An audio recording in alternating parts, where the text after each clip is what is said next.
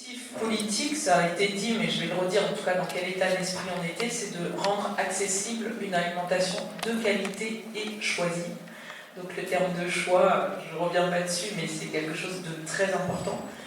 Et c'est aussi de faire évoluer les comportements alimentaires vers des comportements vertueux. Donc c'est de rendre ce choix-là, mais aussi de transmettre un certain nombre d'informations et de, par le débat démocratique aussi, avoir conscience de l'impact sur l'environnement ou même sur les conditions sociales des travailleurs de ce qu'on mange, avoir conscience de ça et avoir conscience aussi qu'on puisse manger différemment. Je pense à par exemple baisser la quantité de viande qui est encore compliqué aujourd'hui en France, mais de se dire qu'on peut se nourrir de manière équilibrée, même sans manger de la viande à tous les repas, ce genre de message qu'on essaye de faire passer.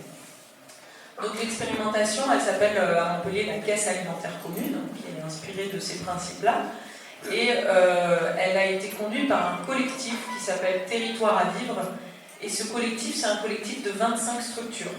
Donc moi, je m'exprime là en tant qu'adjointe au maire de la ville de Montpellier, mais ce n'est pas la collectivité qui a porté ce projet-là, c'est vraiment un collectif dans lequel on fait partie. Donc dans les 25 structures, c'est aussi une des originalités du projet, c'est que c'est un mélange de structures associatives, de structures institutionnelles, de structures issues du milieu de la recherche. Donc il y a des collectivités, il y a la ville et la métropole de Montpellier en tant que telle. Il y a aussi le MIN, le marché d'intérêt national, c'est le marché de gros, donc je suis présidente aussi, qui est aussi partie prenante de ce projet. Et ensuite, il y a des associations issues du monde paysan, comme le CIVAM, il y a des associations issues du milieu de l'aide alimentaire, des associations de l'éducation populaire, des structures de recherche et aussi des entreprises privées comme la Cagette, qui est le supermarché coopératif de la ville de Montpellier. Donc ce collectif-là a construit, est parti grâce à des financements d'État à l'origine, a commencé à construire ce projet qui a abouti à la caisse alimentaire commune, qui est donc une caisse, un fonds qui est alimenté de 3 sources, des fonds publics, des fonds privés et des fonds issus des cotisations. Donc les fonds publics, c'est essentiellement les collectivités territoriales, la ville et la métropole, mais il y a aussi dans la région, le département, un peu de fonds d'État. Les fonds privés, c'est des fondations, la Fondation Carasso, la Fondation de France, et les cotisations, c'est les participants à l'expérimentation qui cotisent à hauteur de leurs moyens. Donc je vais vous expliquer le principe. Le principe, c'est un peu comme l'a évoqué Mathieu, donc c'est un montant pour chaque personne qui va expérimenter. Là, on est à 350 personnes qui expérimentent concrètement. Ils bénéficient chaque mois de 100 €. Alors, on est parti sur 100 €, pas sur 150 €, mais voilà, c'est à peu près le même principe. Tous les mois, ils perçoivent 100 € qu'ils peuvent dépenser dans des circuits de distribution qui sont conventionnés. Je vais y revenir tout à l'heure. Et ils cotisent alors à hauteur de leurs moyens entre 1 € et il n'y a pas de limite après. Au-delà de 100 €, le maximum c'est 250 €. Donc les gens cotisent tous les mois 1 €, 20 €, 50 €, 120 € et bénéficient toutes et tous de 100 €. Ce qui est très important, c'est vraiment aussi le principe de non-stigmatisation. Comme disait Mathieu, c'est de ne pas faire un système pour les pauvres. Et donc quand on vient dépenser son argent dans les circuits conventionnés, le commerçant, il ne sait pas combien on a cotisé, il ne sait pas si on est riche ou pauvre. Donc ça c'est quelque chose de très important. Donc ces circuits de cette caisse, on a décidé de confier l'organisation et la gouvernance à un comité citoyen de l'alimentation, qui est composé à l'origine de 47 personnes, mais maintenant on l'a ouvert, on vient de passer à 61 personnes, donc ils sont des citoyens et des citoyennes de la métropole. Au départ, c'était important aussi pour nous qu'il y ait des personnes concernées par la problématique de la précarité alimentaire. Donc 50% de ces personnes sont en situation de précarité et donc de précarité alimentaire. Et ces personnes ont décidé de tout le fonctionnement. Bon, ils ont été accompagnés, ils ont été formés, il y a eu un certain nombre de choses au préalable. Et ensuite, on leur a confié la gestion de la caisse et c'est eux qui ont décidé le fonctionnement. C'est eux qui ont décidé, par exemple, à partir de combien on cotisait. Donc, ils ont dit, on va commencer à 1 €. C'est eux qui ont défini les grilles de savoir selon son revenu ou son reste à vivre à quelle hauteur on cotise. Donc c'est eux qui ont décidé ça. C'est eux qui ont décidé, par exemple, si on donnait des justificatifs ou pas. Ils ont décidé que non. Ils ne voulaient pas rentrer dans le système de l'aide alimentaire où on est obligé de se justifier qu'on est pauvre, etc. Ils ont décidé de faire confiance aux gens et de laisser les personnes avec une grille d'auto-évaluation, de se dire voilà à quelle hauteur je dois cotiser. Et c'est eux surtout qui décident des circuits de conventionnement. Et donc c'est eux qui ont défini la grille de critères, qui sont sur des critères à la fois environnementaux, mais aussi sociaux, de gouvernance, d'accessibilité, donc d'accessibilité dans tous les sens du terme, dans le quartier ou personnes à mobilité réduite, etc. Donc ils ont défini une grille de critères. Ensuite, ils vont voir les lieux, les circuits de conventionnement. Je dis circuits de distribution. Je dis circuits de distribution parce que des fois c'est des magasins, des fois c'est des producteurs, des fois c'est des associations. Enfin, il y a différents types de modèles. Et c'est eux qui vont les voir, qui voient s'ils rentrent dans les critères, qui reviennent ensuite auprès du groupe et qui disent voilà, est-ce qu'ils sont conventionnés ou pas. Donc ça fait progressivement. Aujourd'hui, on a 39 circuits de distribution, dont 30 qui sont directement des producteurs et des productrices. Dans les circuits, par exemple, on a un marché de producteurs entier et chaque producteur et productrice rentrent dans ce système-là. Donc pour ça, on a créé une monnaie spécifique qui s'appelle la Mona. On s'est appuyé sur la monnaie locale. On a une monnaie locale de l'Hérault qui s'appelle la Graine. On s'est appuyé sur cette structure qui est aussi dans le collectif pour nous aider à construire une monnaie supplémentaire qui est dématérialisée. Alors après, le système est très simple, la personne elle vient, elle donne son nom, le commerçant rentre son nom, on a juste un code à faire et c'est assez simple. Et même pour des paysans et des paysannes qui étaient assez réticents au début parce que éloignés d'outils informatiques, on a réussi à se débrouiller, des fois ils fonctionnent avec le voisin et ça fonctionne très bien. Donc voilà globalement le principe. Pour le moment, les premiers retours, donc le taux de cotisation moyen c'est 60 €. Et pour le moment, les retours sont très positifs. Il faut savoir que c'est une expérimentation. Au début, on voulait la faire sur 1 an, mais finalement, on s'est rendu compte qu'1 an, c'était un peu court pour avoir des retours. Donc, on l'a fait sur 2 ans. Et on a un comité scientifique avec une dizaine de chercheurs, des sociologues, des anthropologues, des économistes, etc., qui vont évaluer l'expérimentation. Et l'objectif, c'est aussi d'être démonstrateur, de se dire un autre système est possible, et de montrer qu'on peut faire sortir des gens de manière durable de la précarité et apporter quelque chose de positif pour l'environnement, pour la société, etc. Donc c'est d'être démonstrateur. Donc pour nous c'est important cet aspect d'expérimentation et évaluation du dispositif. Mais l'aspect démocratique est vraiment central aussi. L'idée c'est pas uniquement de rendre accessible, même si c'est quelque chose d'important, de se dire j'ai cotisé 1 € et je peux avoir accès à des produits de très bonne qualité.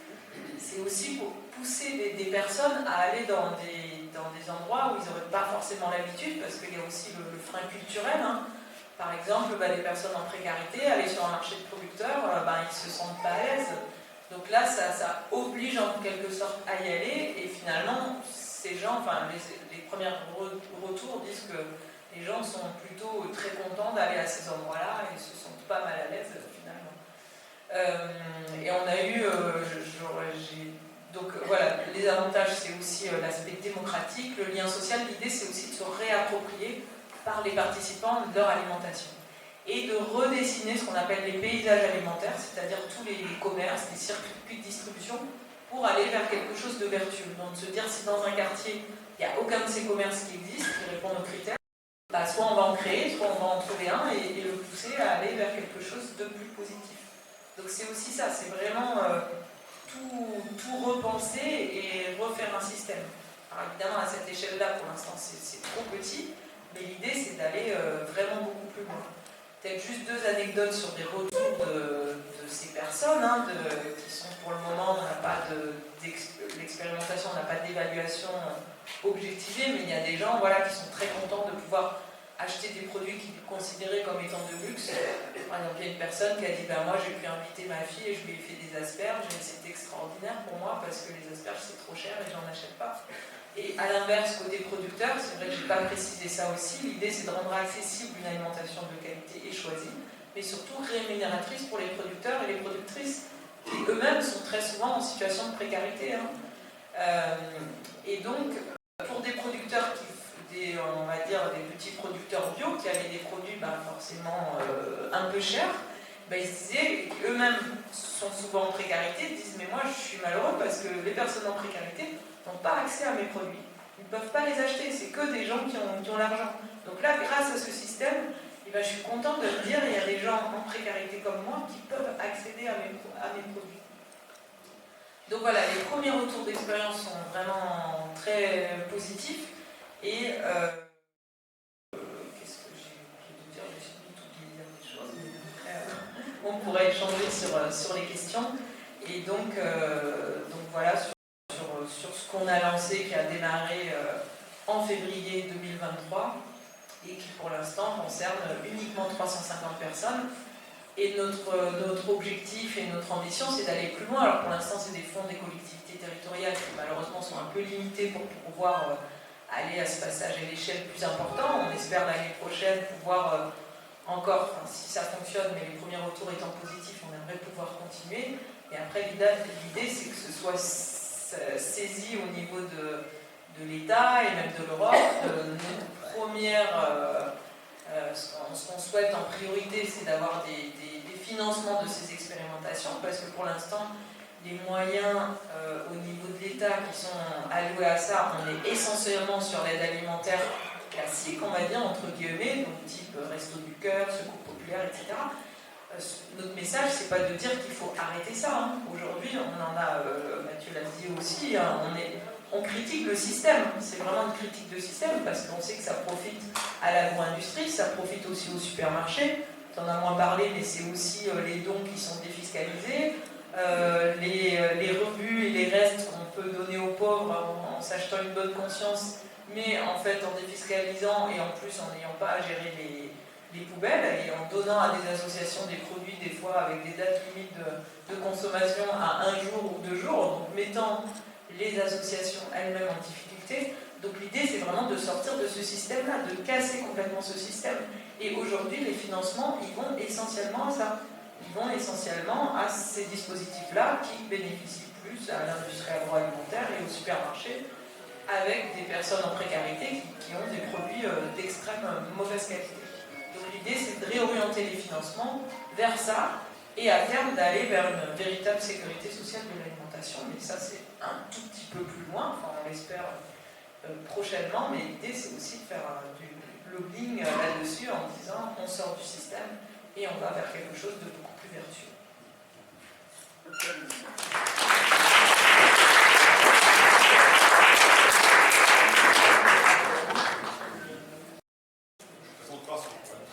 Alors sans transition, bonjour à tous et tous.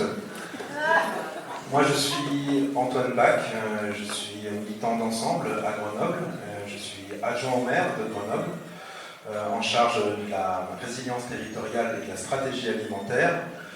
Je suis également coprésident du groupe des élus Grenoble en commun, qui est le groupe unique, majoritaire, de 37 élus à la ville de Grenoble.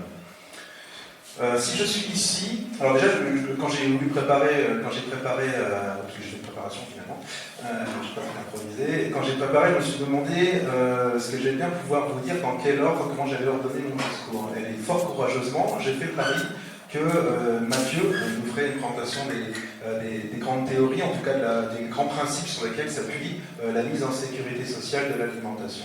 Ensuite, j'ai parié sur le fait que Marie vous présenterait ce qui est déjà là, à l'œuvre à Montpellier. Donc c'est parfait, fort courageusement, je vous propose d'aborder quelque chose de chronologique en ce qui concerne de Grenoble. Alors, si je suis ici à cette estrade, c'est pas parce que je suis un militant écosocialiste radicalisé à l'humour douteux, mais c'est parce qu'il s'est passé 2 événements en 2013, 2 secousses telluriques qui ont ébranlé le monde. La première, souvenez-vous, c'est la parution d'un rapport pour le groupe des Verts au Parlement européen qui s'appelait « Comment nourrir l'Europe en temps de crise ». C'était un rapport qui avait été écrit par un jeune ingénieur à Grenoble, docteur en sciences, totalement inconnu à l'époque, un certain Pablo Servigne, et qui a depuis été publié, et après lui il a publié pas mal d'ouvrages à fort tirage, des quelques best-sellers. Mais c'est une publication qui m'avait beaucoup marqué, je l'ai découvert quelques années plus tard, mais qui m'avait beaucoup marqué sur la vulnérabilité du système agroalimentaire dans lequel nous sommes. Pas seulement en Europe, mais dans le monde. Et d'ailleurs, le système alimentaire européen ébranle le monde. C'est-à-dire que nous nourrissons l'humanité, en France et ailleurs, en dévorant le monde. Donc l'insoutenabilité structurelle de ce système fait qu'on a une vulnérabilité, on a un défi majeur auquel, politiquement, nous devons essayer de trouver des réponses. La seconde secousse tellurique majeure, ça a été, il y a 10 ans, la fondation d'Ensemble. Souvenez-vous, c'était en juin, la gauche anticapitaliste, une partie de la gauche unitaire, la phase des alternatives, les convergences alternatives, tout ce beau monde fusionnait. J'espère d'ailleurs que nous célébrerons cela ce soir. Il faudra réclamer que notre trésorier lâche un peu les sous et nous offre l'apéro ce soir. Festoyer. La notion d'égalité à l'unanimité. Alors, à Grenoble. À Grenoble, nous travaillons sur les questions alimentaires depuis déjà, on va dire, 2017-2018. On travaille avec la métropole, c'est du temps qu'on pouvait travailler en bonne intelligence à ce moment-là, et le tout grand territoire au sein d'un projet alimentaire interterritorial. Donc il y a la ville de Grenoble, la métropole, le Grésivaudan, le Voironnais, Saint-Marcellin, 2 parcs naturels, celui de Vercors et de Chartreuse. Pour ceux qui ont la géographie grenobloise, cela vous parlera, pour tous les autres, tant pis. En tout cas, c'est quelque chose que nous travaillons et qui a donné lieu alors, ça j'en parlerai après, parce que je suis un autre chronologique.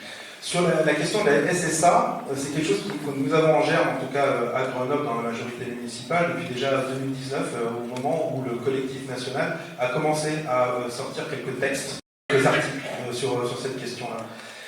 Et ça nous a beaucoup inspiré aussi quand, en septembre 2020, lors d'un séminaire du projet alimentaire interterritorial, il y avait des gens comme Stéphane Linou, qui est du mouvement Locavore, et Arthur Grémont-Pont, des Greniers d'Abondance, qui sont venus faire une conférence, deux conférences qui étaient absolument magistrales et qui ont mis à l'agenda la nécessité de sécuriser, autant que faire se peut, l'approvisionnement alimentaire du grand territoire. C'était des conférences devant chambre d'agriculture, c'était dans un lycée agricole, il y avait beaucoup d'acteurs de la distribution notamment, des fondations, et c'était vraiment magistral.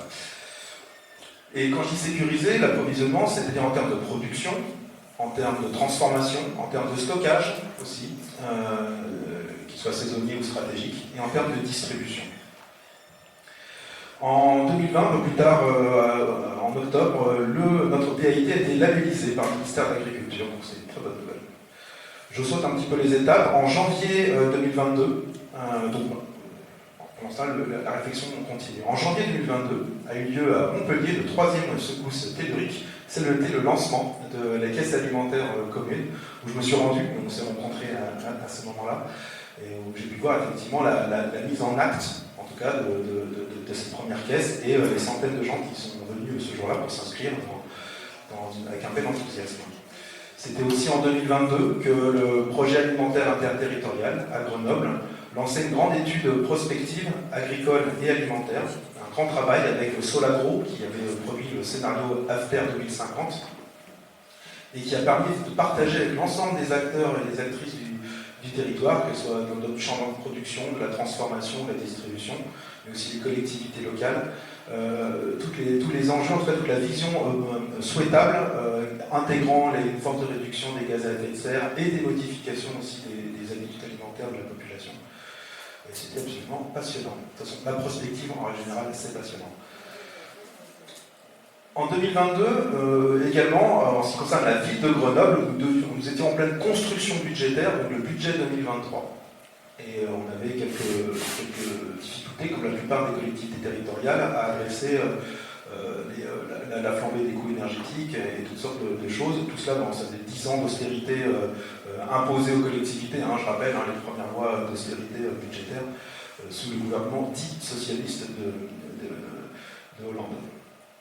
Donc on a décidé d'activer, comme la plupart des collectivités, le levier fiscal, c'est-à-dire d'augmenter les impôts. C'était la première fois depuis dernière décision, c'était 2008. Et donc on a activé le levier fiscal avec une augmentation assez significative des impôts, mais la volonté de mettre en face de cette augmentation d'impôts, non seulement affronter l'inflation, non seulement renforcer le service public municipal, de mettre en place un bouclier social et climatique qui adressait dans le champ de l'alimentation, des mobilités et du logement, des mesures fortes pour la population. Il faut savoir que l'alimentation, mobilité, logement, c'est les trois plus gros postes budgétaires dans les ménages. La question de donc ça nécessitait un travail de conviction interne au sein de la majorité municipale pour se dégager des marges budgétaires significatives pour l'alimentation et particulièrement pour une expérimentation. À l'époque, je parlais encore d'expérimentation, mais depuis Mathieu m'a fait beaucoup la leçon là-dessus, donc je n'en parlerai plus d'expérimentation, mais de mécanismes de mise en sécurité sociale d'alimentation. Donc avec une décision budgétaire significative, le groupe majoritaire a décidé d'octroyer chaque année 1,4 million d'euros sur la mise en sécurité sociale de l'alimentation, ce qui est assez, à la fois un gros chiffre, un gros nombre, et en même temps, on dit plus en même temps, mais en même temps, effectivement, arithmétiquement, ça ne permet pas d'adresser les besoins de l'entièreté de la population grenobloise, qui est de 160 000 habitants.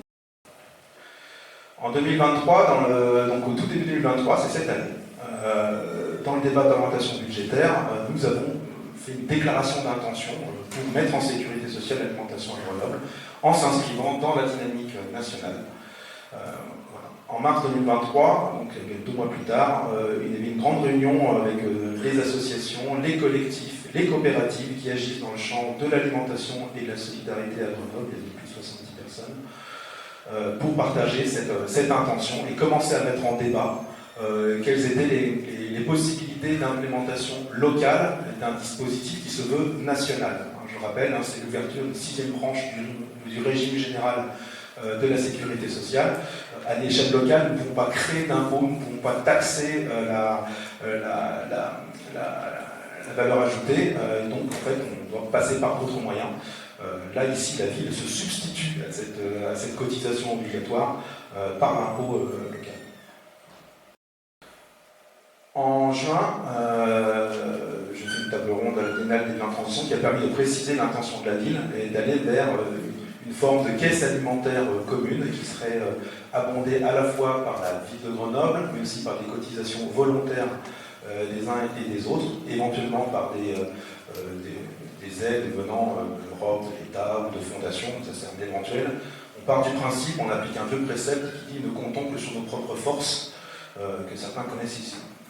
Donc un mécanisme de caisse alimentaire commune et adossé à un conseil local de l'alimentation, donc qui permet de travailler démocratiquement le conventionnement, soit des magasins, soit des biens, mais il y a beaucoup de détails à régler, mais ça doit se régler démocratiquement, trancher, prendre des arbitrages en démocratie sur toutes les questions qui se posent.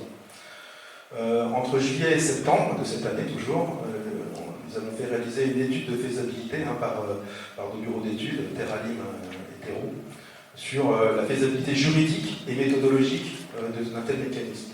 Je rappelle, je ne sais pas si, je crois pas que tu l'as dit Marie, mais nous sommes sur un chemin qui n'est pas balisé. Nous ne sommes pas en train d'implémenter des choses qui existent déjà. Nous sommes vraiment dans... C'est pour ça que le terme d'expérimentation n'est pas totalement usurpé, parce que nous sommes sur des chemins qui ne sont pas balisés. Et les collectivités qui s'engagent dedans prennent un risque juridique, très clairement, et qui risquerait de fragiliser le mécanisme. Donc on essaye en tout cas de sécuriser au maximum cette démarche. Cette étude de faisabilité, elle permet d'envisager quels potentiels publics peuvent être visés, les modèles financiers, le montage juridique et les formes de gouvernance possibles pour ce mécanisme. En septembre, nous avons, la ville de Grenoble, le conseil municipal a délibéré sur une stratégie pour une alimentation durable, éthique, inclusive et résiliente, et qui met à l'agenda effectivement cette question, ce mécanisme de SSA, qui reste à construire. En tout cas, il y a une délibération qui le mentionne pour la première fois. Et là, en octobre, on a eu le rendu de l'étude dont je vous parlais précédemment, et on a fait un premier rendu avec nos partenaires à la métropole, au Centre communal d'action sociale, et aussi avec les communes qui s'étaient montrées intéressées par un tel dispositif, et notamment issus du parc naturel régional de Chartreuse. Et là, en novembre, donc dans quelques jours, nous allons faire une seconde grande réunion avec l'ensemble des des associations, des coopératives et des collectifs qui travaillent dans le champ de l'alimentation et de la solidarité. J'ai oublié de préciser qu'effectivement j'avais rencontré en fin 2021, début 2022, il y a un collectif local à Grenoble, le collectif SSA 38, qui réfléchit au niveau national sur ces questions-là, et qui à l'époque en tout cas n'avait pas montré de réflexion sur l'implémentation locale. En tout cas, ça ne m'a pas été communiqué à ce moment-là. Ils sont à chaque fois invités dans nos réflexions collectives. Donc nous allons pouvoir mettre en travail, je reprends ici les termes de Bernard Friot et Frédéric Lordon, plusieurs choses. Donc cela, ce n'est pas la municipalité qui va décider de ce mécanisme. La municipalité met à disposition une somme, déclare une intention, elle délibère, elle prend les risques juridiques. Après, c'est à construire avec l'ensemble des acteurs et des actrices locales et locaux de l'alimentation et de la solidarité sur quelle durabilité du système agricole et alimentaire local voulons-nous. Quel degré de démocratie introduisons-nous dans les décisions? Penser les questions de précarité économique, mais aussi géographique d'accès à une alimentation durable. Quelle autonomie du mécanisme vis-à-vis du pouvoir politique? Et quelle est la dimension de démonstration, quel est ce plaidoyer en acte pour une montée en généralité nationale qui reste in fine notre volonté, c'est qu'il y ait au niveau national un mécanisme de mise en sécurité sociale de l'alimentation. Le calendrier, l'idée c'est qu'au premier semestre 2024, dans quelques mois, commence toute une période d'activation, de recrutement de citoyens, construire les parcours d'engagement, la construction du dispositif, le recrutement des cotisants. Pour le second semestre 2024, on lance officiellement la caisse alimentaire commune et le comité local de l'alimentation qui décidera du conventionnement. Tout début 2025, nous aurons une mise en sécurité sociale de l'alimentation à Grenoble. Et l'histoire jugera si nous avons réussi ou si nous avons failli.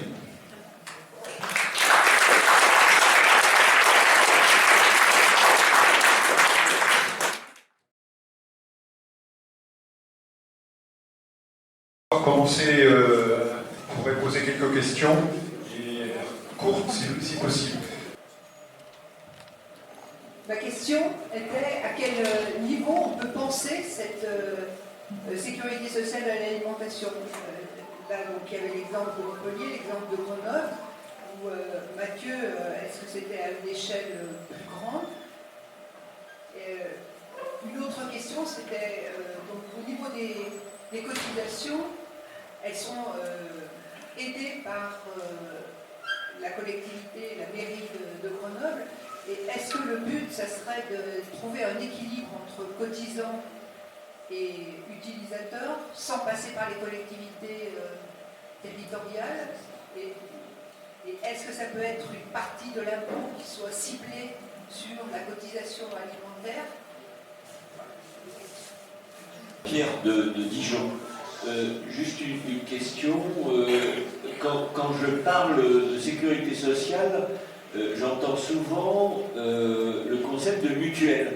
Est-ce que vous avez impliqué ou essayé d'impliquer dans cette problématique une ou des mutuelles santé par exemple, ou enfin en tout cas des mutuelles de façon à la fois avoir, j'allais dire, un support juridique, mais aussi une sorte de garantie juridique, quoi, parce que bon, les mutuelles ont évidemment des services juridiques qui peuvent constituer un appui. Donc, enfin, est-ce que les mutuelles ont été quelque part impliquées dans cette affaire? Alors merci à Mathieu déjà d'avoir remis les points sur les i sur pourquoi il faut faire la sécurité sociale alimentaire et tout le début. Mais quand même j'ai deux détracteurs moi, à la métropole de Lyon. Un premier qui est un peu mon Stéphane Le Foll local, qui s'appelle Bruno Bernard, président de la métropole, qui me dit mais quel est le modèle économique qui peut faire réussir la sécurité sociale alimentaire? J'ai pas bien compris. Alors, je vous le dis parce qu'on lance aussi nous une expérimentation, mais il n'y a que 500 000 €, on est bloqué juridiquement pour des tas de trucs. J'ai l'impression qu'on en est plus aux caisses de mutuelles avant la sécu en fait. Hein. Tu vois, voilà. Et la deuxième chose, c'est qu'on a aussi des réseaux à Lyon, par exemple, mais c'est pareil à Grenoble et je suppose à Montpellier, qui ont essayé ça déjà dans l'esprit de dire on va mettre de l'alimentation de qualité à la disposition des plus démunis. Ça peut être par exemple des sites solidaires. Enfin, nous, on a par exemple un réseau que vous connaissez bien, je suppose, qui s'appelle VRAC, ou des choses comme ça. On se rend compte quand même qu'on a du mal, y compris dans les quartiers populaires, de finalement à la fin, pour caricaturer, c'est la caricature, c'est quand même les bobos de ces quartiers qui vont aller acheter nanana, et pas vraiment le public qu'on visait au départ. Quand on a cette... voilà. Donc, c'est quoi la réponse par rapport à ça? Parce qu'on ne le fait pas d'un coup et qu'on a toujours la tentation de ce que tu as montré à côté de l'événement touché droit. Moi, je suis président d'un conseil citoyen d'un quartier prioritaire en Longue, où il y a 51% des habitants qui vivent sous le seuil de pauvreté. Donc effectivement, on voit là que les besoins sont immenses. L'expérience, c'est sur 350. La métropole, c'est 500 000 habitants. Donc si ça marche, ça veut dire que ça devait prévoir un développement exponentiel qui va poser des problèmes, j'imagine, de financement, d'organisation de la gestion de tout ça. Et surtout, ce qui, moi, me préoccupe, c'est l'artificialisation des terres agricoles autour de Montpellier. La métropole, c'est 500 000 habitants, qui a un développement démographique qui est le plus important de France. Donc il faut loger tous ces gens-là, il faut construire à la réalité. Et il y a de plus en plus d'artificialisation des sols. Or, on va avoir besoin de plus en plus de zones agricoles protégées pour installer des maraîchers. Donc comment on règle ce problème, ce paradoxe? Pour l'exemple qui commence à apparaître sur Montpellier, dont les autres ne connaîtront pas, c'est Sablassou, qui est sur Castelnau-Glonès, qui est une toute petite commune à côté de Montpellier, où il y a des dizaines d'hectares de terres agricoles, où il y a des projets d'implantation d'une nouvelle clinique, enfin, de changement de lieu d'une clinique, de construction de bâtiments, et où il y a une perte donc, de surface pour les terres agricoles. Et voilà, donc ça pose cette question de contradiction entre les besoins qu'il va y avoir pour régler ces problèmes d'agriculture et de nourriture, et de l'autre côté, le besoin de construction et de loger les habitants, les nouveaux habitants qui arrivent. Moi j'avais une question pour Mathieu, qui a parlé de changer notre mode de production agricole. Comment est-ce que vous faites, comment est-ce que vous vous positionnez face aujourd'hui aux grands pays en fait, qui sont le plus gros problème, comme les États-Unis, comme la Chine, on a vu le Brésil avec la déforestation, en fait toute cette production qui est menée par des grands groupes. Comment est-ce que ces pays-là, on va arriver à le faire plier? Parce que voilà, si à un moment ça va passer par là, le changer localement, ce qui est fait dans par exemple à Montpellier ou à Grenoble, c'est très bien, mais face à tous ces modes de fonctionnement international qui sont tellement énormes, voilà, comment est-ce qu'on fait? Parce que peut-être que localement, même si c'est très bien, c'est pas suffisant pour les deux. Alors, ce collectif, je dois vous dire, il a des relations avec la municipalité de Grenoble, mais il ne veut pas avoir, je dirais, être lié. Par exemple, les personnes qui parlent avec les membres de la municipalité, ils ne sont pas délégués. Ils sont uniquement des personnalités qui font le lien, je dirais, mais le collectif est très méfiant vis-à-vis de la municipalité. Alors, comment ça s'explique? Je crois que c'est pas seulement pour ce sujet-là, c'est plus d'une manière plus générale qu'on a un maire, pour dire qui est assez autoritaire. Quoi. Bonjour, je viens aussi de Grenoble. Donc je suis Sonia Yassia, je travaille dans une régie de quartier et je suis de très près le projet de la sécurité sociale de l'alimentation à Grenoble. Et moi je dis, ça a le mérite d'exister. Et le fait, en fait, que la municipalité mette en place une enveloppe dédiée, je trouve ça hyper intéressant. Il faut que chaque collectif, association qui soit impliqué concerné par le sujet, participe aux réunions, construise le projet aussi. Mais en tout cas, je trouve que c'est hyper intéressant qu'il y ait cette initiative. Voilà, et ça, au moins ça a le mérite d'exister. J'espère que ça va faire des petits et que ça remontera plus haut au niveau national. Voilà ce que je voulais dire. Pour les questions qui me concernent, à quelle échelle ça peut se mettre en place nous, pour la question des caisses et de l'organisation de la démocratie locale, aujourd'hui, il y a quelque chose dans le collectif qui se dégage, qui est l'idée de dire l'échelle du bassin de vie. Donc, c'est une échelle qui est définie géographiquement, là où ça fait sens sur un territoire de se réunir et de construire ensemble. Aujourd'hui, les projets d'expérimentation les plus aboutis, c'est les métropoles qui les mettent en place, mais voilà, c'est pas la seule échelle, et donc c'est envisagé que ça puisse aussi sur des territoires plus ruraux se construire et expérimenter. Après, il y a l'idée qu'il y ait d'autres échelles, notamment une échelle nationale pour discuter des questions d'enjeux internationaux et autres, et de répartition aussi. Que ce soit pas l'idée du local, hein, d'où telle qu'on la voit, c'est l'idée de figer localement et d'inclure au plus proche de la population la réflexion démocratique sur quel système alimentaire on veut. C'est pas de dire c'est les gens qui vivent à côté des zones de production et à Montpellier ils ne mangeront pas que du vin. Hein, voilà. C'est de pouvoir aller dans une logique de relocalisation de l'ensemble des productions. Je pense que c'est nécessaire à la construction d'équilibre agroécologique, agriculture-élevage, mais il y a des endroits où c'est pas du tout pertinent, même dans les zones de montagne, faire du maraîchage à 1500 mètres, ça peut être plus intéressant d'avoir un petit peu de transport et ainsi de suite. Donc tout ça à organiser à d'autres échelles que le local. C'est surtout pour nous la décision et la mise au travail politique qui est important de construire localement. Pour la question des mutuelles, on a là dans le collectif une mutuelle Mutual qui annonce très clairement vouloir ne plus exister, qui milite pour le 100% sécu. Bon, voilà, vieille mutuelle cégétiste. On a aujourd'hui une ambivalence sur les mutuelles, c'est-à-dire que historiquement, la Sécu s'est construite sur des mutuelles, sur des caisses locales et sur un projet de généralisation de tout ça. Mais derrière, le monde des mutuelles, ça a été la contre-offensive du patronat pour s'attaquer à la Sécu et pour faire en sorte que ce soit le privé qui de plus en plus grignote sur le... Donc voilà, il faut être conscient de ça quand on parle de quelle doit être la place des mutuelles. Après, aujourd'hui, le mouvement mutualiste, dans une grande majorité, je ne sais pas, mais en tout cas, beaucoup de mutuelles qu'on rencontre sont intéressées et pour travailler ces questions-là.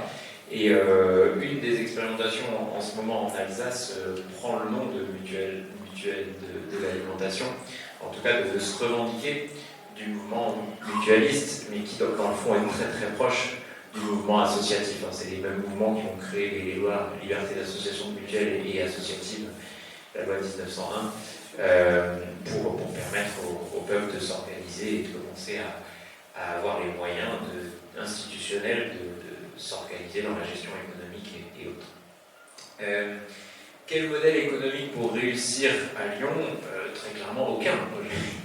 C'est pas possible aujourd'hui de mettre en place une SSA et de réussir d'un point de vue local dans l'état actuel de l'organisation économique qui veut que ce soit l'Assemblée nationale qui gère le taux de cotisation de façon unanime pour l'ensemble du territoire.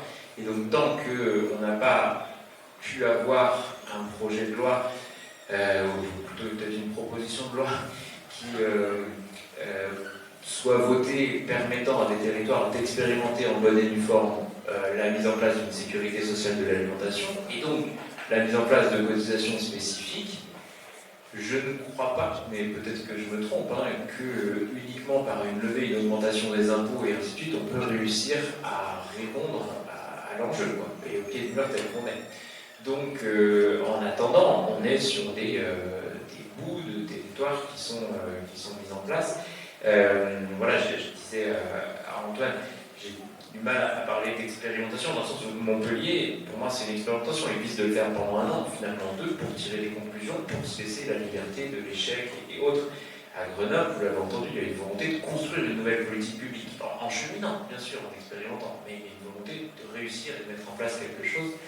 À voir comment ça se met en place, mais je pense que ça va être très difficile, et on en parlera, de réussir à lutter contre la précarité alimentaire, en règle générale aujourd'hui, uniquement avec des fonds publics et autres. En tout cas, on n'a pas de modèle. Peut-être que la solution va se trouver là, dans le temps à venir hors cadre d'expérimentation, mais aujourd'hui, on n'a pas de modèle pour ça, sans proposer. Donc on commence à travailler là-dessus. Il y avait une première réunion là, il y a 2 semaines avec des députés pour envisager une proposition de loi qui permette d'expérimenter en bonne et due forme une sécurité sociale de l'alimentation. Voilà. Et puis sur la dernière question, je laisserai les autres pour vous. La dernière question sur comment on s'oppose aux pays qui imposent le modèle agricole dominant, c'est le panneau d'avant, mais la case souveraineté alimentaire. C'est s'opposer aux violences de la façon dont l'agro-industrie internationale impose ses schèmes et font que l'agriculture française a besoin d'OGM, de glyphosate et ainsi de suite aujourd'hui pour survivre. C'est simplement sortir de l'OMC, sortir des traités de libre-échange, sortir de la façon dont l'Union européenne dit merci à tout ça aussi, et permettre de construire d'autres conditions de production. Là, avec la SSA, on propose de façon un peu filou, en disant on n'a pas forcément besoin de se mettre à dos toutes ces institutions, il suffit de construire des marchés qui soient émancipés de ces règles-là. Ce qui visiblement passe et peut fonctionner, notamment en Belgique, où ils sont assez avancés sur cette question. Ils ont travaillé la question juridique de mise en place d'une sécurité sociale de l'alimentation par rapport au traité européen, et ce serait envisageable d'avoir un système complètement différent. Donc pourquoi pas. Mais voilà, le principe de base de sortie et de lutte contre la violence de l'agro-industrie internationale, c'est souveraineté alimentaire, permettre de construire d'autres normes et de ne pas laisser le marché international quitter notre agriculture, notre alimentation. Alors peut-être sur la partie rentabilité entre guillemets, ou de se dire est-ce que c'est un dispositif qui peut tenir uniquement sur la cotisation en se disant par exemple il y en a qui vont cotiser moins, d'autres qui vont cotiser plus. Je ne sais pas à Grenoble ce que vous avez imaginé, moi honnêtement je n'y crois pas. Déjà les débuts de l'expérimentation, c'est pas quelque chose qui peut tenir en se disant il y a les riches qui vont payer pour les pauvres et ça va suffire. Aujourd'hui, nous, notre moyenne de cotisation elle est de 60 €, comme j'ai dit, mais une des limites un petit peu qu'on pressent, c'est de se dire ceux qui payent plus de 100 €, donc ils font un don, par exemple ceux qui mettent 140 € chaque mois, ils mettent 40 € de don, qui n'est pas défiscalisé. Ça, c'est un choix aussi qui a été fait, qui est en discussion encore, en se disant, est-ce que comme quand on fait un don dans l'aide alimentaire, c'est défiscalisé à 75%, est-ce que là, on le permet pour pouvoir avoir plus d'argent? Pour l'instant, le choix a été fait. Non, on ne veut pas rentrer dans ce système-là, et donc du coup, forcément, ça a quand même un coût, et on ne sait pas si les gens ils vont tenir sur la durée. Parce que entre le début, l'engouement, le dire, c'est chouette, on part dans une belle aventure, mais c'est quand même un peu contraignant. Enfin, c'est vrai qu'il n'y a pas beaucoup de circuits de distribution pour le moment. Il faut y aller, il faut tous les mois aller payer en ligne. Enfin voilà, là du coup je mets un peu les limites du système. Et on ne sait pas combien de temps ces personnes qui font des dons vont tenir. Donc moi je ne pense pas que ce soit possible. Donc on est obligé d'avoir pour l'instant des fonds publics ou des fonds privés. Pour l'instant c'est des fondations. Après de quelle manière on a un groupe de travail qui travaille sur le modèle économique, on a un autre qui travaille sur la gouvernance, mais sur le modèle économique, pour voir comment on pourrait faire participer des entreprises, par exemple, qui pourraient proposer ce dispositif pour ses propres salariés et donc par la cotisation. Mais pour l'instant, ça reste à petite échelle et expérimental. Et effectivement, même si l'an prochain, on arrive à doubler, à expérimenter pour 800 personnes plutôt que 400, nous, collectivités, on n'aura jamais les moyens de payer ça pour tous les habitants. Et comme on ne veut pas non plus s'appuyer sur des dons des entreprises ou même sur la charité, on va dire, on souhaite que ce soit vraiment des véritables cotisations. Donc pour ça, on a besoin d'un changement de loi. Enfin, c'est au niveau national, ça ne pourra pas se faire localement. Localement, on peut faire des expérimentations, on peut demander à ce qu'il y ait plus de financement pour que les expérimentations passent à l'échelle, parce que derrière, c'est aussi beaucoup de ressources humaines. Aujourd'hui, nous, on a 5 équivalents temps plein qui sont issus des différentes structures. Mais même ça ne suffit pas. Ça repose beaucoup sur le bénévolat, sur des gens qui sont très motivés, qui passent beaucoup de temps, mais c'est quand même difficile. Donc on a besoin de fonds pour ça. Donc sur cet aspect-là, ça me paraît pas crédible de se dire on va juste le faire entre nous, on va dire. Après, pour répondre, même si Mathieu a répondu en partie sur l'artificialisation des terres, effectivement, c'est un problème sur Montpellier comme à beaucoup d'endroits. Il y a beaucoup de terres qui ont été artificialisées. L'idée, c'est de préserver au maximum. Pour Sablassou, oui, c'est vrai que moi-même j'ai voté contre en Conseil de métropole ce projet-là. J'ai oublié de préciser que politiquement, je suis à Europe Écologie Les Verts, donc un parti quand même assez proche du vote du point de vue des idées, des sensibilités. Donc voilà, pour moi, c'est intéressant aussi de venir discuter avec vous. Mais après, c'est vrai que c'est pas l'enjeu, enfin par rapport au projet, je ne dis pas que c'est pas important, évidemment c'est très important et on va se battre et on s'est battu, on a réussi à préserver pas mal de terres, pas tout ce qu'on aimerait, mais on y travaille. Mais c'est pas l'enjeu par rapport à ce projet-là. Juste pour vous donner un exemple pour l'échelle, si on voulait nourrir l'intégralité de la métropole de Montpellier, l'ensemble de la surface du département de l'Hérault ne suffirait pas. Donc, je veux dire, le principe de se dire on va se nourrir localement avec les terres du périmètre de la métropole, ce n'est de toute façon pas possible. Après, quand je dis ça, ça ne veut pas dire qu'il ne faut pas se battre pour les terres, et évidemment qu'il faut préserver une agriculture urbaine et périurbaine et de proximité et être le moins dépendant possible. Mais c'est vrai que nous, l'autonomie alimentaire, c'est pas quelque chose de crédible. On parle plutôt de souveraineté alimentaire, c'est-à-dire plutôt une capacité à maîtriser notre alimentation, à maîtriser les circuits et à aller un peu plus loin s'il y a besoin d'aller plus loin. Mais et aussi le principe du local, c'est quelque chose de très important, mais qui est d'un point de vue environnemental pas aussi important, par exemple, que manger bio ou manger végétarien, parce que s'il y a du local avec beaucoup d'intrants, c'est pas non plus forcément ce qu'on souhaite. Voilà, après on a une autre problématique par rapport, évidemment il y a la préservation des terres, mais après il y a le fait que ces terres soient cultivées, et un des gros problèmes qu'on a à Montpellier, c'est beaucoup de terres qui sont en friche.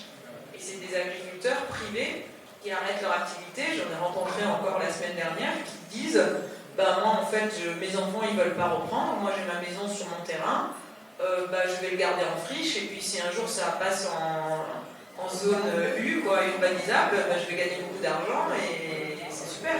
Et donc il y a beaucoup comme ça d'agriculteurs qui gardent les terres et sur ça la collectivité elle a quelques moyens, mais pas tant que ça, pour pouvoir réussir. Donc voilà, c'est pas que la préservation des terres, elle est importante, mais c'est pas que ça, et c'est pas ça qui réglera le problème, en tout cas, de la sécurité sociale d'alimentation. Voilà, je crois, à peu près ça. Sur le niveau auquel pensait la sécurité sociale de l'alimentation, ma réponse est très claire.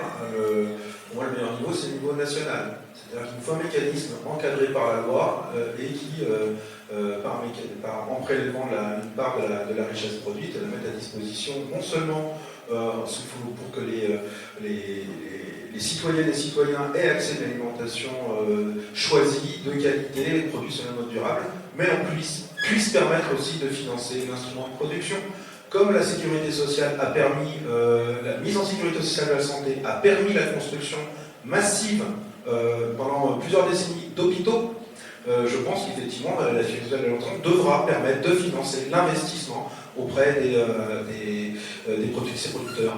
Mais en attendant ce jour heureux plein d'allégresse où nous aurons un gouvernement de gauche, écologiste, révolutionnaire et néanmoins démocratique, en attendant ce jour heureux plein d'allégresse, alors les collectivités territoriales, c'est mon sentiment, il est partagé par M. le maire et l'ensemble de la municipalité grenobloise, nous devons essayer, nous devons tester, nous devons valider les principes de la SSA au niveau local, qui sont évidemment dans des contextes dégradés, nous n'avons pas tous les leviers, mais en tout cas nous devons nous approcher au plus près de ces principes-là, les mettre en acte, les mettre en travail. Je reprends encore une fois les mots de Friot et Lordon, les mettre en travail, c'est-à-dire une action qui soit guidée par la théorie, et une théorie qui s'affûte sur le réel, avoir une praxis. Voilà, c'est ça qui est important de faire. Sur l'équilibre entre les cotisants et les fonds publics au niveau local, arithmétiquement, on a fait plein de calculs, on n'y arrive pas. Il n'y aura pas d'équilibre. Et il y aura pour même viser un dépérissement des fonds publics par rapport à la somme des cotisants, moi mes espoirs sont extrêmement limités là-dessus. Je pense qu'en attendant d'avoir effectivement un mécanisme national, les collectivités qui veulent s'engager concrètement, dans cette mise en sécurité, devront le faire budgétairement de façon massive. Voilà, ça doit être des bancs entiers du budget qui sont consacrés à cela. C'est des arbitrages politiques. Voilà, on peut faire des ronds-points fleuris et on peut mettre l'alimentation en sécurité. C'est des choix. Sur les sécurités sociales et les mutuelles. Nous, on a consulté, il y a une mutuelle, on s'est rapproché qui s'appelle Entre nous, et dont un des participants, un des chefs, et comment dire, je ne dis pas chef, je suis une mutuelle, je ne sais plus. Mais bref, préparateur, administrateur de l'Union régionale des SCOP. Eux, pareil, c'est une mutuelle qui vise à ne plus exister un jour. Ils visent à leur propre dépérissement. En attendant, il faut qu'ils prospèrent. Donc c'est bien éclairé, mais sur la question des mutuelles sociales, moi je vous renvoie, je ne pense pas qu'à l'échelle municipale on va la trancher. On s'est rapproché de mutuelles qui veulent bien travailler avec nous. Ils sont pas, pour eux c'est une hypothèse qui est, en tout cas pour celles qui ont discuté, c'est s'articuler à une mutuelle existante, alors soit créer sa propre mutuelle, alors là il y en a pour facile 10 à 15 ans en espérant que ça fonctionne, soit s'articuler une mutuelle déjà existante qui aurait dans les prérogatives notamment qui aurait dans ses compétences non pas l'alimentation mais la prévention santé sous cet angle-là. Bon, c'était un peu compliqué. Pour nous, c'était trop compliqué, trop complexe et trop long à mettre en place, donc on a mis ça de côté. Sinon, pour cette histoire, moi je vous renvoie à cet excellent ouvrage de Nicolas da Silva, La bataille de la Sécu, qui est sorti fin 2021 aux éditions de la Découverte, qui est super, qui est éclairant sur effectivement le fait que la Sécu soit basée sur les mutuelles existantes au niveau local, et c'est pour ça que l'expérimentation locale, en tout cas les caisses locales, pardon Mathieu, je sais que la chose me fait taper dessus, que les caisses locales, elles sont la préfiguration de ce qui pourrait être, ça peut être des déjà là, je reprends encore Frio là-dessus, ça peut être des déjà là, effectivement, de la mise en commun de cette sécurité alimentaire. Sur le public visé, moi je pense que ça fait partie des arbitrages qui devront être faits en démocratie. Pareil, sur qui va pouvoir rentrer et combien on va pouvoir accepter de personnes, pareil, ça fait partie des arbitrages potentiellement douloureux, mais qu'il faudra prendre en démocratie. Voilà, monsieur le maire souhaite qu'il y ait une universalité ciblée, c'est-à-dire avec une surreprésentation des populations en précarité alimentaire. C'est son souhait, et ce sera mis en débat. Voilà. Pourquoi payer plus cher son alimentation alors que l'AIS prend cette rôle de variable d'ajustement de dépenses invisibles qui n'est pas valorisée socialement. Et c'est pour ça que pour moi les caisses qui se montent de sécurité sociale et d'alimentation où on travaille ensemble la question de qu'est-ce qu'on veut manger par rapport à VRAC qui propose un mécanisme individuel d'accès à quelque chose. Le fait de travailler ensemble participe de politiser, de construire une contre-culture à la culture dominante dans laquelle on est, où en fait, si on n'a pas beaucoup d'argent, on cherche à minimiser le coût de son alimentation pour pouvoir exister dans tout un tas d'autres dépenses qui vont nous donner une existence sociale. Alors que de le travailler collectivement dans des caisses locales, on peut envisager de travailler à la construction d'une contre-culture par rapport à ça, de dire c'est nécessaire le droit à l'alimentation, de pouvoir tous correctement manger et vivre, et on se donne la possibilité de franchir une étape. Comment les personnes qui sont bénéficiaires de ce système sont au courant que ce système existe? Est-ce que vous travaillez avec les CPAM? Est-ce que vous travaillez avec les assistants sociaux? Une deuxième petite question, excusez-moi, tu as parlé à Grenoble de l'augmentation des impôts. Quels impôts vont être augmentés? Et ma troisième question, je l'ai oubliée.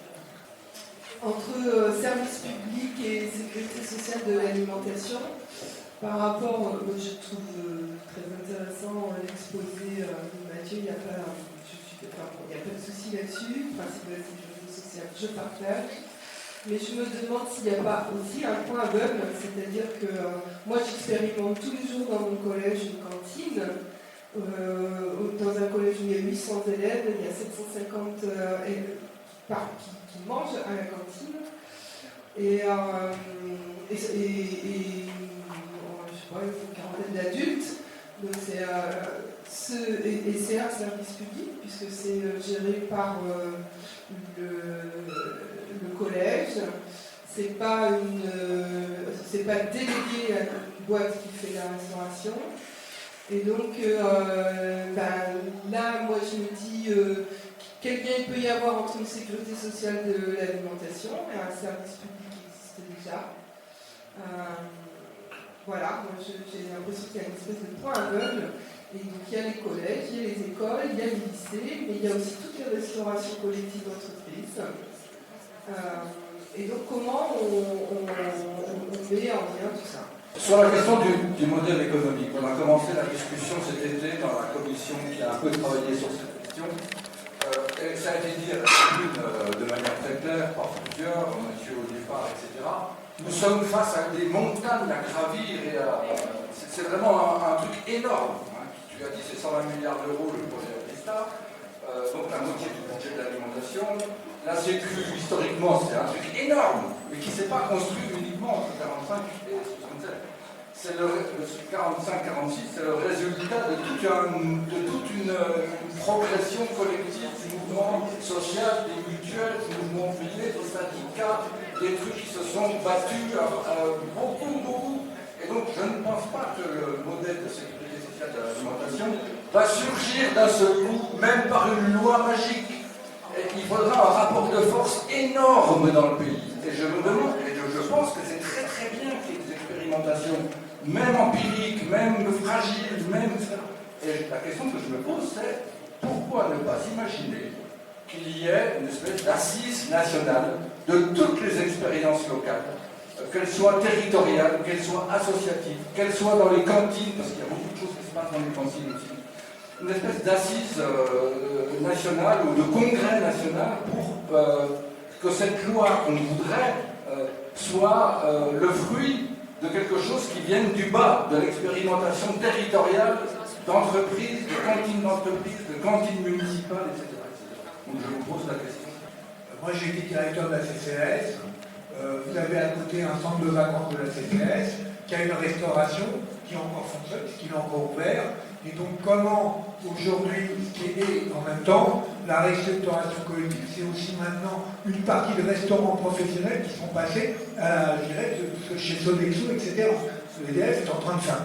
La CCAS est en train aujourd'hui de fermer ses restaurants d'entreprise qui sont en train d'être transférés à Sodexo. Il ne reste plus que quelques restaurants dans les centrales qui sont loin des zones professionnelles. Or, je pense qu'avec les organisations syndicales, qui d'ailleurs, le chèque restaurant, c'est une partie de la cotisation de l'employeur qui va à la restauration. Donc, est-ce que vous avez envisagé, y compris dans vos expérimentations sur la sécurité sociale de l'alimentation, d'avoir un travail avec à la fois les organisations syndicales qui gèrent des restaurants d'entreprise ou qui financent d'une certaine façon la restauration des salariés?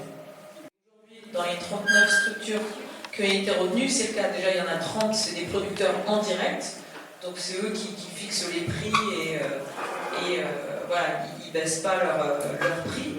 Et pour les autres, il se trouve que les commerces qui ont été, que ce soit le supermarché coopératif, où il y a aussi le réseau VRAC, ce sont des commerces qui veillent aussi à ça, qui achètent direct à des producteurs et qui ne tirent pas les prix vers le bas. Hein. Il n'y a pas de supermarché dans les commerces conventionnés. Donc c'est quelque chose sur lequel on va être très attentif. Après, ça va être un critère parmi l'autre, donc on ne pourra pas garantir à 100% que tous les revenus, mais après, ils vont regarder beaucoup de choses aussi. Ils vont regarder la production de déchets, ils vont regarder la qualité, enfin voilà, si c'est des produits bio ou pas, ils vont regarder l'accessibilité, ils vont regarder un certain nombre de choses.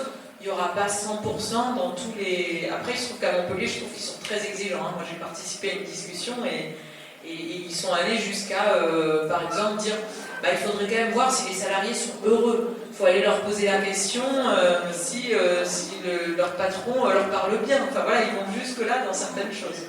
Mais on ne pourra pas garantir à 100% qu'il y ait absolument tous les critères. Après, sur comment les bénéficiaires sont au courant, et c'est vrai que c'est quelque chose que j'ai oublié dans ma présentation, c'est de savoir comment on avait choisi les expérimentateurs. J'ai parlé du comité citoyen, où c'est 50% qui sont en situation de précarité. Il se trouve que les 47 du comité citoyen, ce sont déjà les expérimentateurs. Ça, c'était un choix de dire le comité citoyen, tous, ils doivent expérimenter. Après, ça a été élargi, et le choix qui a été fait, c'est ils se sont posé la question en disant est-ce qu'il y a un critère, est-ce qu'on cible, par exemple à Lyon, ils ont fait une première expérimentation, ils ont ciblé les étudiants, enfin voilà, ça peut être un choix de cibler une catégorie de public.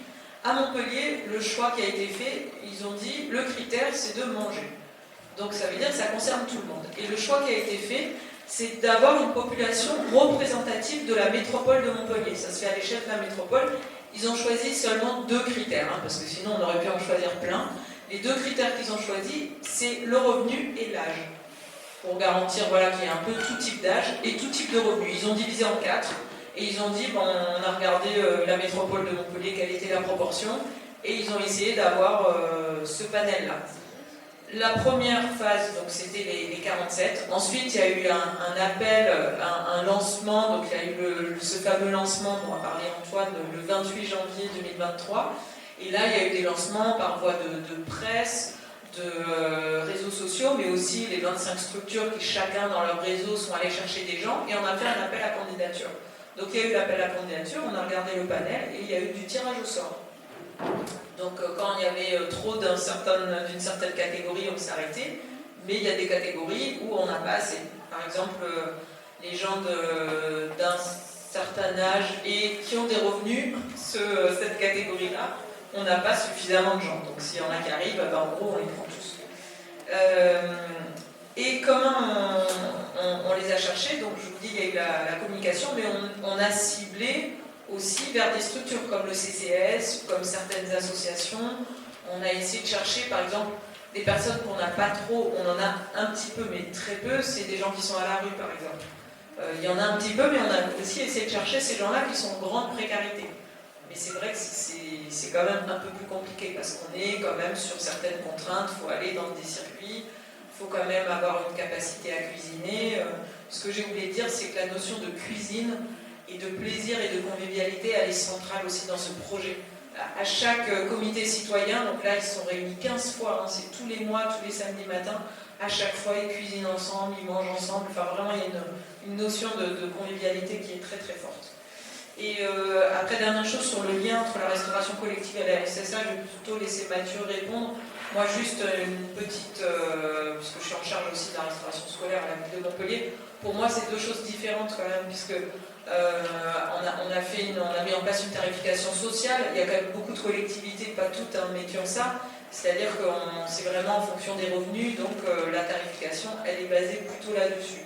Donc pour moi, c'est un peu un autre projet, mais pourquoi pas, je laisse Mathieu compléter sur le lien.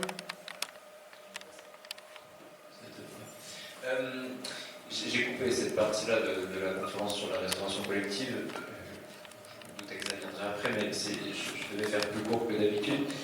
Moi, je dis souvent, voilà, entre l'idée de SSA ou autre chose, je ne sais pas, mais en tout cas que la barre elle est là, si on veut pouvoir généraliser une autre forme d'agriculture, et de là où on part, se réapproprier la restauration collective, c'est très certainement une étape pertinente aujourd'hui à mettre en place, au regard notamment des possibilités politiques qu'on a à échelle locale, là où pour l'agriculture tout est décidé à Bruxelles majoritairement et un peu au ministère, et un tout petit peu dans les régions. Voilà. Pour les échelles d'en dessous, c'est par la Restauco qu'on peut toucher les choses, sinon on n'a rien impacté sur les questions des politiques agricoles.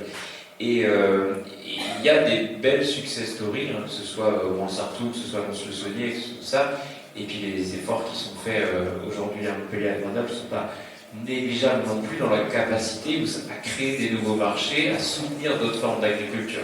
Et donc, moi, j'incite complètement à créer de la politique alimentaire locale, du service public local de l'alimentation qui aille dans ce sens-là. Là où j'oppose service public et sécurité sociale, c'est par rapport à la façon dont Nicolas da Silva le fait dans le livre La bataille de la Sécu qu'Antoine a cité. On dit attention, la sociale, c'est l'institutionnalisation des mouvements autogestionnaires des travailleurs, voilà, qui viennent de 1789, de 1871 et ainsi de suite. Et de toutes ces expériences de mutuelles pendant 100 ans de construction de la santé aux mains des travailleurs.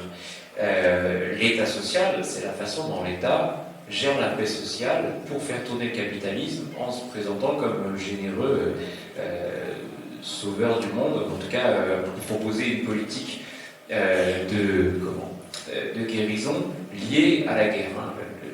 La mise en place des politiques sanitaires par l'État, ça vient notamment de la Première Guerre mondiale, de dire il y a trop de gueules cassées, on est obligé d'investir ce schéma-là. Et donc c'est ça, c'est le maintien de l'ordre social par la politique de l'État. Il y a ça, on n'en veut pas. Mais la politique locale, la politique publique locale, du service public à d'autres échelles, qui est un travail de démocratie, on estime que on va dans le même sens, quoi. On va dans le même sens, et que c'est complètement l'idée de s'appuyer là-dessus et de promouvoir ces choses-là. On a des liens forcément avec tout un tas d'expérimentations et de par des villes qui vont faire les deux, mais on n'a pas complètement de relier les deux aujourd'hui, et on n'a pas de volonté, je dirais, de capacité en fait aujourd'hui à avoir une volonté sur où on va dans les expérimentations. Pour expliquer qu'est-ce qui se passe aujourd'hui, en 2020, quand la précarité alimentaire explose liée au confinement, comme mesure pour l'épidémie de Covid, et que plein de gens cherchent à faire autre chose, on va se faire... on est le seul projet politique réfléchi de sortie de la précarité alimentaire par autre chose que l'aide alimentaire, qui vise à institutionnaliser le droit à l'alimentation. Donc tout le monde va nous questionner, et beaucoup de gens vont dire bon bah maintenant on va mettre en place des choses localement pour y aller. Ça va se lancer à Montpellier et puis à plein d'autres endroits. Et en fait, on en est là aujourd'hui. Et il y a des gens dans le collectif national qui vont dire on ne veut pas de ces expérimentations, ça sert à rien, je vais m'opposer à ça.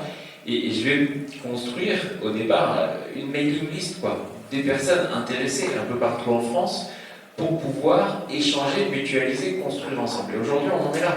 On en est dans des personnes qui ont des volontés ensemble de faire des choses, qui se retrouvent et qui construisent ensemble. Mais on n'est pas dans une démarche inverse de dire, en tant qu'acteur qui porte l'idée de sécurité sociale de l'alimentation, comment on peut aller expérimenter, montrer ce qui se fait dans des collectivités.